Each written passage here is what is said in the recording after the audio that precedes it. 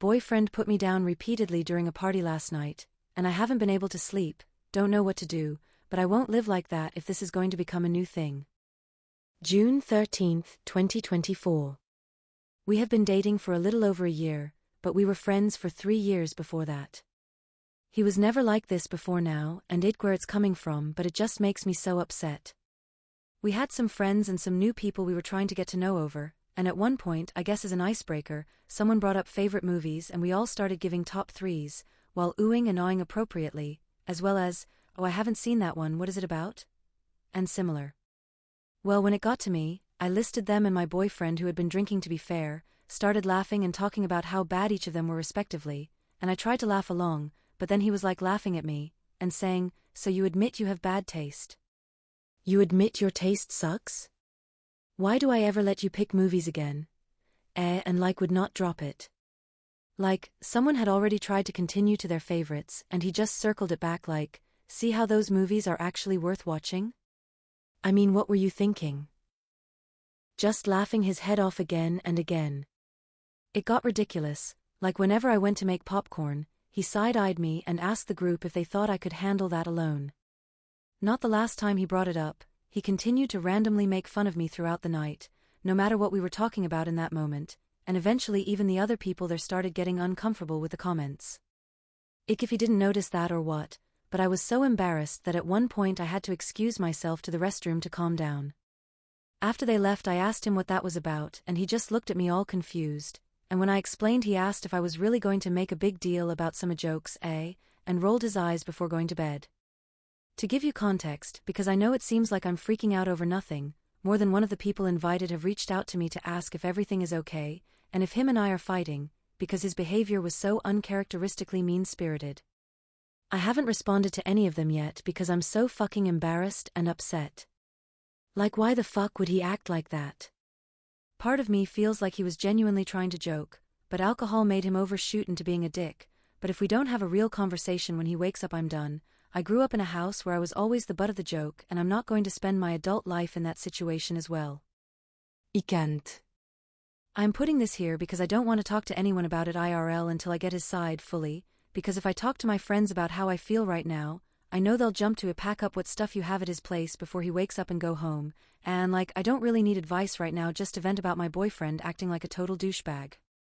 TLDR. BF decided to try to embarrass me in front of friends as well as near strangers to the point friends are reaching out in concern. Hoping it was the alcohol talking, but if it wasn't I have bigger issues.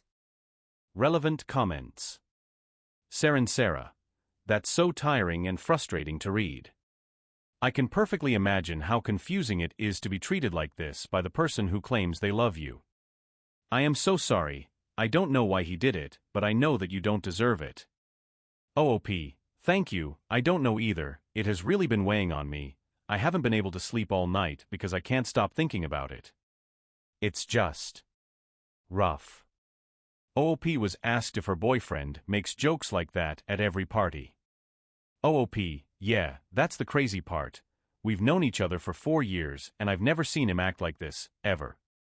I didn't ask much of anything because after they left he just wanted to go to sleep.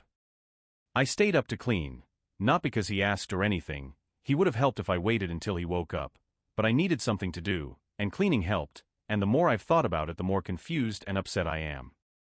Ev88, that was shitty behavior and make sure you don't stand for it.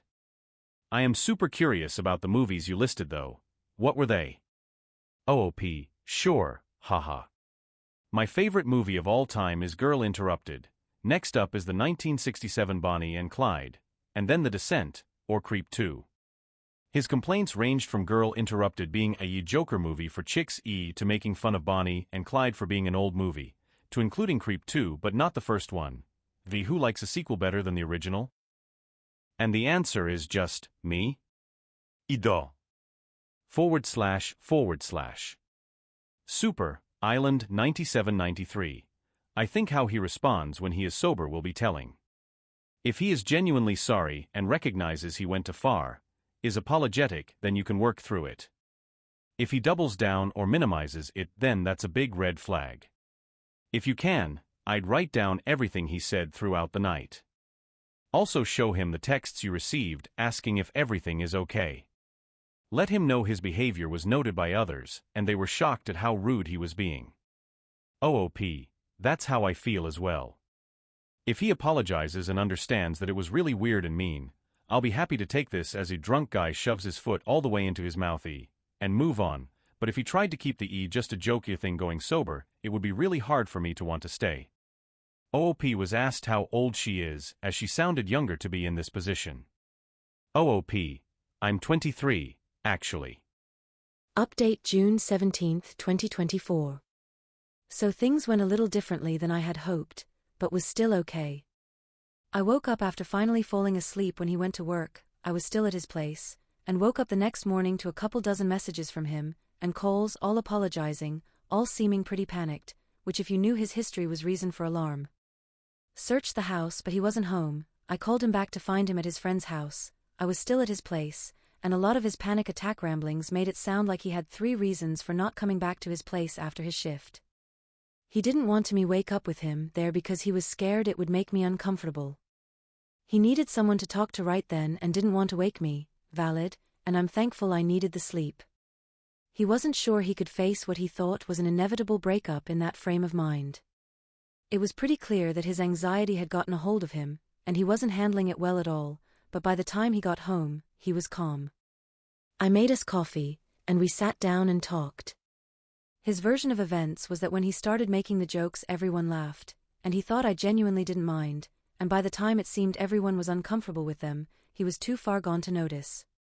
He did not remember our brief discussion after everyone left, but didn't deny he said it. He basically said, "Yeah, I guess in the frame of mind I was in that makes sense." He also apologized profusely, and repeatedly. He looked close to tears the entire time, though he never actually cried, and had a hard time keeping eye contact. I told him it really upset me, and that he knew my history and why I didn't want to be made into a joke by someone who was supposed to love me. He agreed vehemently and said he understood entirely, and all he wanted was a chance to apologize and make it up to me. I asked how he planned to do that, and he said he was going to stop drinking, period. Something I wasn't too surprised to hear was on the table. I mentioned in the comments of the last post that he hardly ever drinks. He said on top of that, he was going to offer to sit down and watch all of the movies on my list with me since he hadn't actually seen 3 of the 4, but he understood if I didn't want to watch them with him. I explained about the text messages, and he was horrified, and said he would reach out to everyone we invited, and apologize personally. I was pretty satisfied at this point, and just happy to call it a fluke, though I did express to him that I had considered leaving when he said what he said about it being a joke, and that if it happened again I couldn't promise I wouldn't. We did end up watching 2 of the movies he hadn't seen, and the other 2 are also on the docket. He didn't love Creep 2, he liked the first one better, but he was pleasantly surprised by Bonnie and Clyde, and he took me out for Indian food as well, a real treat, because as he will tell you himself, he has pilgrim taste buds, and since I'm the non-fussy one in the relationship most of the time we go out, it's for burgers or chicken tendies. I've forgiven him, and I know a lot of people disagree with that idea, but I'm no saint either, and I'd hate for him to judge our relationship based on the worst thing I've ever done, so I won't do that to him. Especially not when he's so willing to ensure nothing similar will ever happen again. Forgiveness does not mean forgetting, and if it became a pattern I would leave, but one bad night isn't enough for me to throw away 3 years of friendship, and 1 year of an amazing relationship. TLDR, we worked it out, and he's not a monster, just a bit of an idiot when he drinks. He subtracted the alcohol, so now we have 0 no problem. Relevant comments.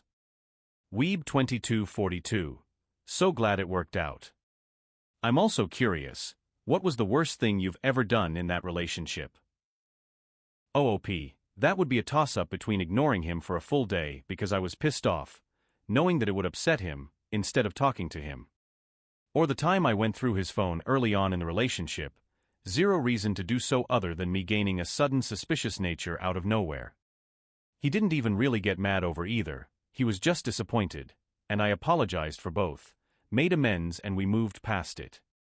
The first one was actually probably the worst, but I really didn't think about his anxiety or anything during that time, and he thought I ghosted him for no reason. That was a pretty shitty thing to do.